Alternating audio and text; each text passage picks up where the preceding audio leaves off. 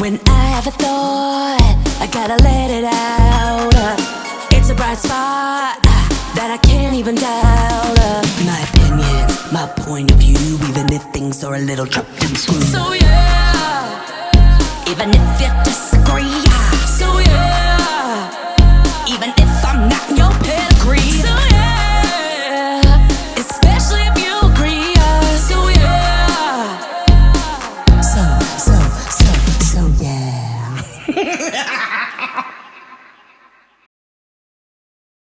Good morning, good afternoon, good evening, wherever and whenever you're listening to it. Welcome to the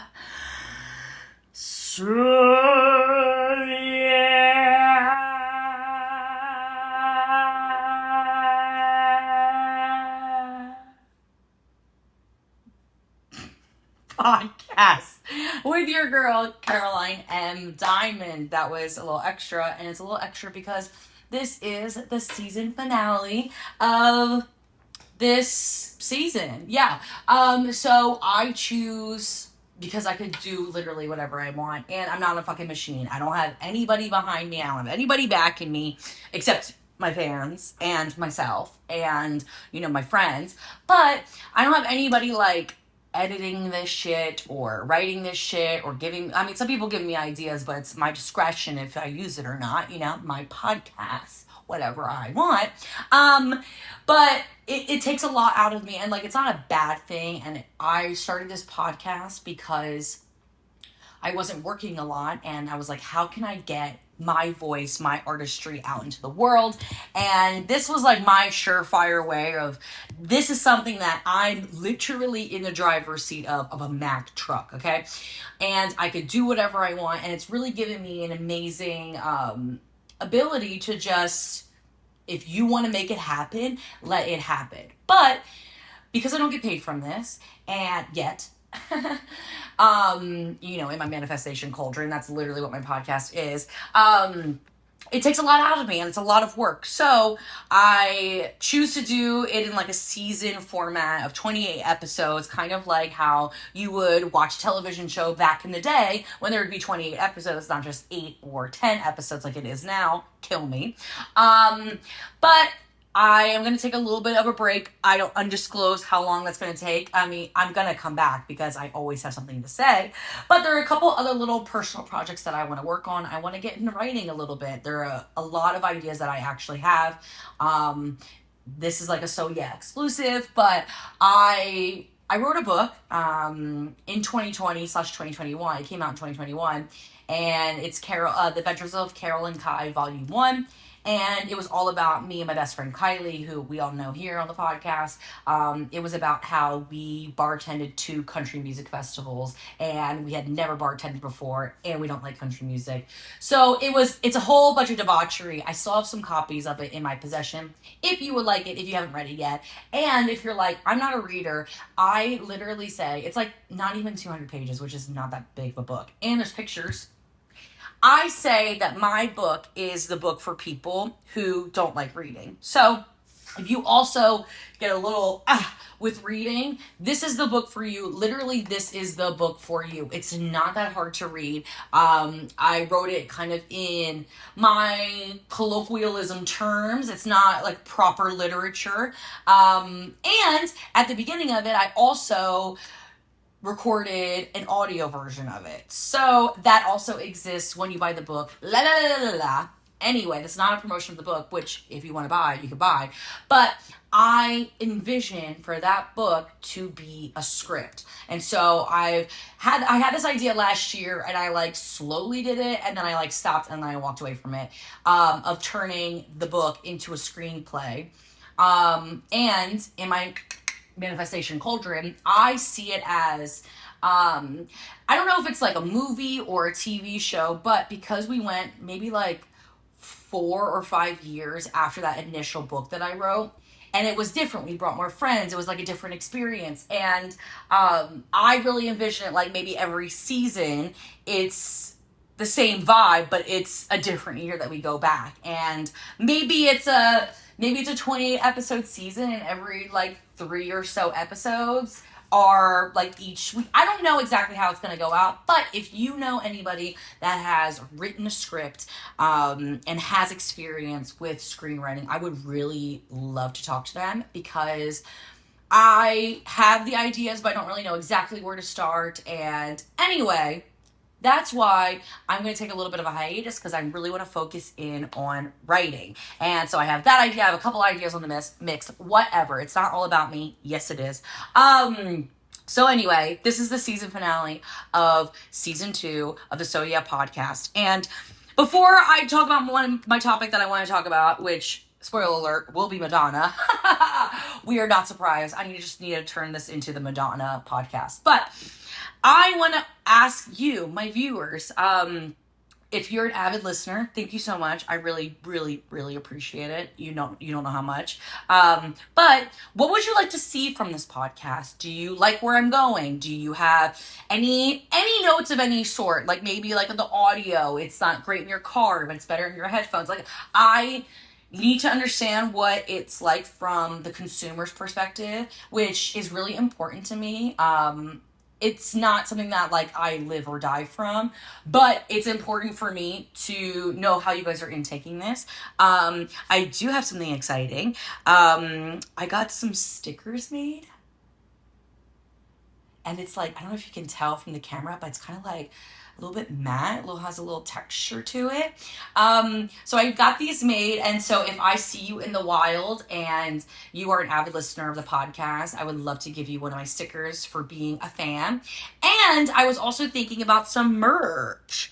Would you buy some So Yeah merch? In my head, what I would really love is a mug. I think that mugs are really cute. Would you buy a mug? Because there's no point in making it if I'm going to have 50 mugs at the house. So, would you like some So Yeah merch? Maybe it's a cheetah hat with the So Yeah logo on it. I don't know. Would you buy some So Yeah merch? And then please sound off in the comments or DM me. Or if you feel necessary, please message me with any ideas that you have, because I want to continue to grow this podcast and also this community and cultivate that in the way that I see fit, but also in the way that you intake it as well. So yeah! Our 2 fan favorites are back. Honey, pepper, pimento, pineapple, dragon fruit. They're back, they're so back. Yeah, they're bringing that flavor back. Honey, pepper, pimento, yeah, that pimento. Pineapple, dragon fruit, bringing that pineapple back. They're back, they're so back. Yeah, they're bringing that flavor back. They're so back.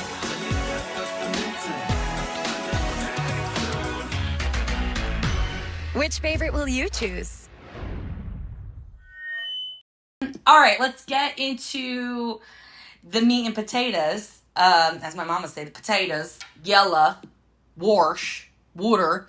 That's that Baltimore Maryland accent coming out. But so I want to talk about Madonna. Surprise, nobody. So as we know, I've been doing my Madonna deep dive discography. We know this. I've been listening to each album. What I didn't do, which is what I will do now, as I'm getting into the new millennium, if you will.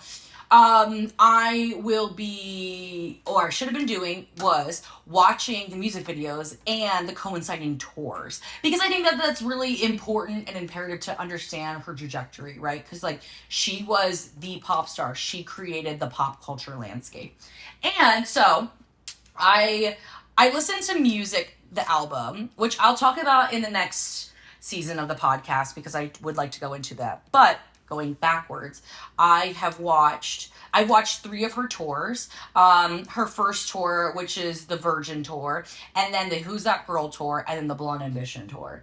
And I also have watched all the music videos that fall under that blanket. I haven't gotten to like the erotica era of the 90s, but the Blonde Ambition tour was 1990, and in my head, when I was like, I'm going to go back and I'm going to watch all the Madonna music videos and the tours, I was like, I'm going to watch it every day. I couldn't, because I had to ingest and intake every amazing thing that I was seeing, okay? Because Madonna is a performer. She is the performer, okay?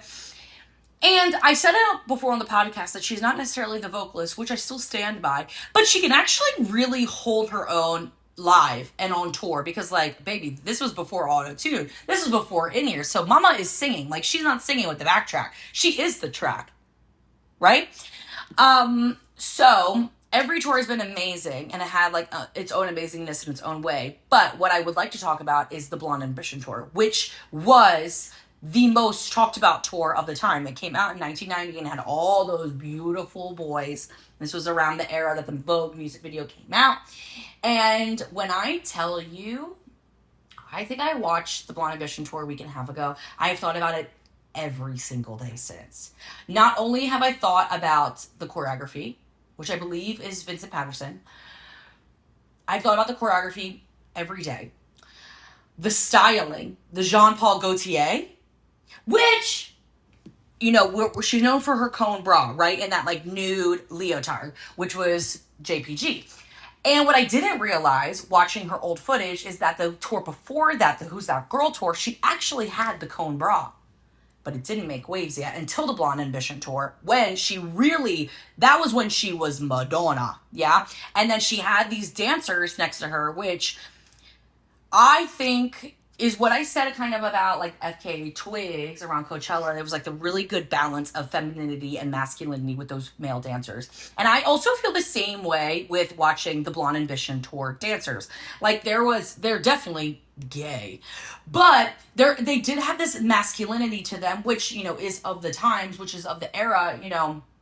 There's so many elements that was going into it, into the late 80s, early 90s, of being gay, being out, having AIDS. You're going to kill me if you're next to me as a gay person. So it was like so many levels about being a gay person. And they got to be gay on stage, which I thought that was really beautiful. And they ate down. They are dancing down. They are eating down. Madonna is eating down. And so I still haven't watched the movie Truth or Dare, which is the documentary type of style around the Blonde Ambition tour, which was really provocative for the time, right? It was like the first time that two gay men were kissing, which was a huge moment, obviously. And then I was scrolling Tubi, as she does, and I saw first of all, they have a lot of dance on Tubi. So shout out to whomever is at Tubi International. Like, thank you for supporting dance, because there are so many dance movies that I've seen on there that I watch I've never heard of. Okay. And what I will say with that, with documentary style or whatever, you see a lot of like ballet or contemporary documentary style stuff around dance, right? And you don't see so much of the now you do, right? But this is back in the day. Documentary style around industry tour life. So there is something that I saw on Tubi, and it was the documentary about the dancers from the Blonde Ambition tour called Strike a Pose. I'm not sure if it's still on Tubi or if it's off, whatever. I thought and I watched that. I thought that it was such a beautiful representation, because it was 25 years after the Blonde Ambition tour. So now at this point, this documentary is 10 years old. So even still, this is old. Now they can do a 35-year update, right? So it was kind of like, where are they now? How was this experience for all these dancers? And it was really such a beautiful and sad and emotional lens of what it's like to be a part of a cultural phenomenon, to be gay when it was not okay to be gay. What happens to you after you book this dream job, which I don't believe that there is enough rhetoric around that, because that's, at least personally from what I went through when I danced for my dream job. Yeah, like, there's a lot of conversation like, yeah, live your dreams, live your truth, sure, amazing, love that, but nobody prepares you for what happens after you do your dream. That's the difference. And I thought that it was a beautiful representation of what it's like after the fact, and like kind of like where are they now, and like how they're feeling about it. And some people are still very sensitive to it, and I agree. Like if somebody interviewed me 25 years after, you know, changing the world, I would be a little emotional too. I did cry a lot. Yeah, I just thought it was really beautiful though that they gave dancers the platform to talk about it. And it actually made me really sad that none of those dancers talk to Madonna anymore. Or rather, Madonna doesn't talk to any of those dancers anymore, right? Because it's the artist that needs to reach out to the dancers. Hello. But anyway, I'm still obsessed with Madonna, even more so than I think I ever was. Like, I literally, my entire Pinterest is now about her, because every tour I will go on Pinterest and I will just save a bunch of the tour looks because they're just so good. And now I just like want to put Madonna posters up on my wall. Like, is this what it felt like to be a teenage girl in the 80s and the 90s? Because I'm like obsessed. Like, it's actually insane. So it's not helping that the Confessions 2 album is still thing that's in rotation for me. Every new song that comes out, every new album, I'm like, let me just get back to Madonna. And let me listen so I can get back to listening to Madonna. Call it trance. Call it house. Call it love without words. Exactly. The Madonna podcast. So yeah, edition.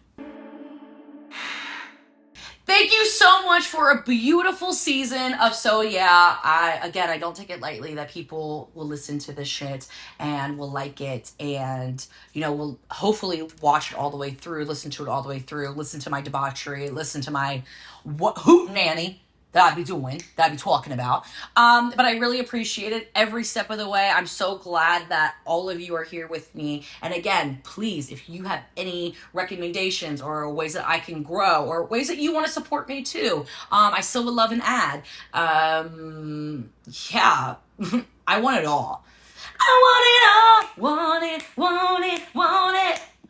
The fame and fortune and more. Okay, this is not a Sharpay Evans podcast, even though whatever. I can't even get into the High School Musical of my life and my DNA. So that is it for this season of So Yeah. Thank you so much for being here, and I will catch you sometime soon. So yeah!